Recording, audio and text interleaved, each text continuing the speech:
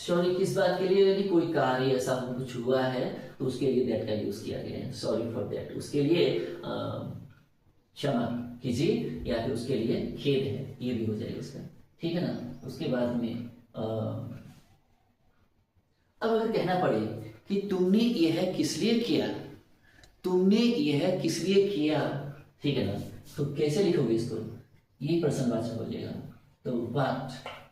तुमने इसे किस लिए किया, what did you do this, what did you do this for. अब यहाँ फॉर आखिर में लग जाएगा, यानी व्हाट फॉर का मतलब होता है किस लिए, यानी क्यों, ठीक है ना, ये मतलब होता है। और ये क्वेश्चन मार्क लगे, what did you do this for, तुमने ये किस लिए किया, तुमने ये क्यों किया, ये मतलब है इसका, ठीक है ना। अब उसके बाद में अब जैसे मान लीजिए कहना पड़े कि वह हमें नगद देता है, वह हमें नगद देता है, तो इसको कैसे लिखेंगे। या फिर मान लीजिए कहना पड़े कि वह इस सब के लिए नगद देता है, ठीक है ना, वह इस सब के लिए नगद देता है, तो या हमारे लिए वह हमें नगद देता है, तो इसको कैसे लिखा जाएगा, ही करके, ही पेज, वह देता है यानी चुकाता है, ठीक है ना, क्या कैश चुकाता है, नगद देता है, कैश का मीन्स क्या हुआ, नगद, ठीक है ना, ही पेज कैश, वह नगद देता है, ठीक है ना, इसके लिए फॉर हमारे लिए या फिर इस सब के लिए, फॉर ऑल दिस, इस सब के लिए,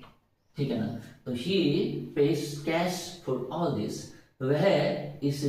सब के लिए नगद देता है, तो ये हुआ आपका फॉर, ठीक है ना। अगर मान लीजिए कहना पड़े कि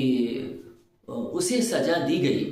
देर होने के कारण, ये कारण बताने के लिए भी हम, यानी जुर्म बताने के लिए, किसी ने जुर्म किया है, किसी ने कोई जैसे मान लीजिए कुछ गलत किया है, मान लीजिए थोड़ा सा उल्लंघन किया है, तो ऐसे कार्यों के लिए हम फॉर का यूज कर सकते हैं। जैसे मान लीजिए अब जहाँ तक बात हम पनिश की करें, तो ही पैसिव कंस्ट्रक्शन के रूप में लिखा जा रहा है इसको, ही वॉज पनिश्ड, उसे सजा दी गई, ठीक है ना। अब क्यों दी गई उसको सजा, कारण क्या था उसका, तो हमें यहाँ फॉर का यूज करना पड़ेगा, फॉर बीइंग